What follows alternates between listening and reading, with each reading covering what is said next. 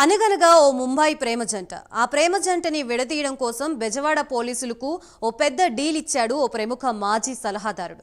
Election ఫలితాల ముందు వరకు ఆంధ్ర రాష్ట్రంలో ఆ సలహాదారుడు ఏది చెప్తే అదే పోలీసులకి శిరస వహించారు. ఆ సలహాదారుడు నంది అంటే నంది, పందంటే పంది అంటారు. ప్రేమ జంటని విడదీయడం కోసం బెజవాడ మాజీ పోలీసు బాస్ ఏం చేశాడు? ఎంతమంది పోలీసులు ముంబై వెళ్లారు?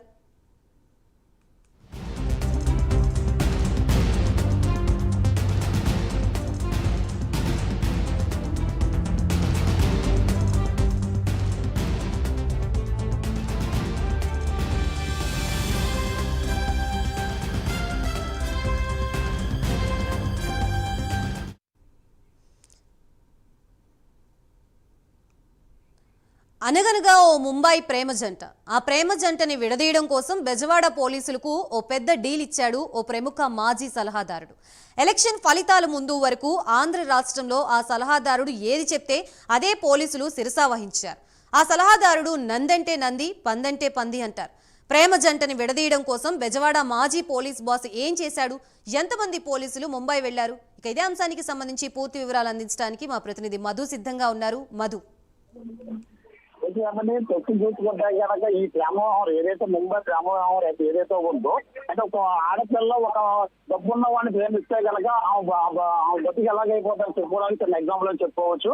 అయితే కనుక ఎవరైతే ముంబై దించుతారో ఎవరైతే గుజరాత్ చెందిన అమ్మాయి ఆ అమ్మాయిని బెజవాడ పోలీసులు ఇక్కడ నుంచి వెళ్ళి అమ్మాయిని అక్కడ ట్రాక్ చేసుకుని తీసుకొచ్చి ఇబ్రహీంపట్నంలో ఒక గెస్ట్ హౌస్ లో ఉంచి మరీ ఏమైనా టార్చర్ పెట్టి అంటే అక్రమ కేసులు కూడా నమోదు చేసి మళ్ళీ వాళ్ళు జైలు పంపించి జైలు నుంచి బెయిల్ తీసుకురావడం మళ్ళీ కేసుకి సంబంధించి లాయర్లు కూడా మొత్తం అంతా కూడా ఈ పోలీస్ హైదరాబాద్లో నడిచిందని చెప్పవచ్చు. అయితే కనుక దీనందరికీ వ్యవహారం ఒక ప్రముఖ ఎవరైతే ఉన్నారో మాజీ సలహాదారుడు ఎవరైతే ఉన్నారో ఆ సలహాదారుడి దగ్గరికి వచ్చిన డీల్ ప్రకారం మాజీ ఎవరైతే కమిషనర్ ఎవరైతే ఉన్నారో పోలీస్ బాక్స్ ని అప్పచెప్పడం జరిగింది. దాదాపు దీని మధ్యలో 5 కోట్ల నుంచి 10 కోట్ల మేర చేతుల మారాయన కూడా ప్రధాన ఆరోపణలు కూడా ఉన్నాయి. అయితే కనుక దీని అందరికీ చూసుకుంటే కనుక ఎవరైతే ఫిల్మ్ ఎవరైతే ఉన్నారో గుజరాత్ కి సంబంధించిన ముంబైలో ఫిల్మ్ గా ఉంటే ఆ అమ్మాయిని పోలీసులు వెళ్ళి అంటే దాదాపుగాను ఒక తాలూకు సంబంధించిన ఏజీపీ అది ఒక ఎస్ఐ ఆ తర్వాత కొంతమంది ఇంకా కానిస్టేబుల్స్ వీళ్ళంతా వెళ్ళి ముంబై నుంచి వీళ్ళ కుటుంబం మొత్తం విజయవాడ తీసుకురావడం జరిగింది. ఆ విజయవాడ నుంచి తర్వాత ఇబ్రహీంపట్నం పోలీసులు కేసు నమోదు చేసి దాదాపు 18 రోజుల పాటు గెస్ట్ హౌస్ లో వచ్చి వీళ్ళ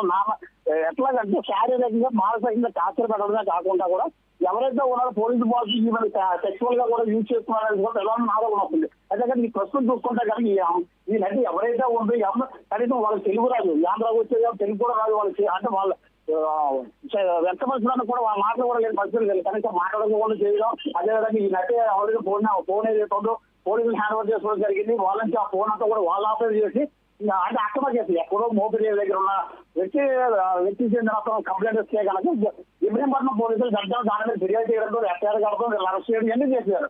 అంటే ఇదంతా చూసుకుంటే కనుక ఒక ఆడపిల్ల కనుక ప్రేమిస్తే ఎలాగైపోతుంది అని చెప్పుకోవడానికి అయితే కనుక అదేవిధంగా చూసుకుంటే కనుక విజయవాడలో అయితే కనుక పెండింగ్ కేసులు లేవా అనేటప్పుడు చాలా కుప్పలు తప్పలుగా ఉన్నాయి. కానీ ఏమీ కాదన్నట్టు అర్జెంట్ గా పోలీస్ బాస్ ఎవరైతే ఉన్నారో ఆర్డర్ చేయడం జరిగింది. ఈ ఆర్డర్ ప్రకారం కూడా వీళ్ళందరూ కూడా తీసుకురావడం వాళ్ళ కుటుంబ సభ్యులందరూ తీసుకొచ్చి టార్చర్ మామూలుగా కాదనమాట. ఎట్లాగంటే శారీరకంగా మానసికంగా సెక్చువల్ గా కూడా ఈ 3 రకాలుగా ఇబ్బందులు పెట్టి ఆమె అక్రమ కేసులు బనాయి పిలువతో పాటు బనాయించి మళ్ళీ బెయిల్ తీసుకురావడం మళ్ళీ విజయవాడ నుంచి మళ్ళీ ముంబై ఫ్లైట్ కూడా ఎక్కించడం కూడా దగ్గర ఉండి పోలీస్ బాస్ చేశారని చెప్తారు. అయితే కనుక దీని మధ్యలో చూసుకుంటే కనుక ప్రముఖ పారిశ్రామికవేత్త ముంబైకి చెందిన ప్రముఖ పారిశ్రామికవేత్త మనవడు ఈ యొక్క అమ్మాయిని ఇష్టపడితే ఈ అమ్మాయి శిక్షణ నుంచి పరిస్థితి ఏర్పడిన చెప్పుకోవచ్చు.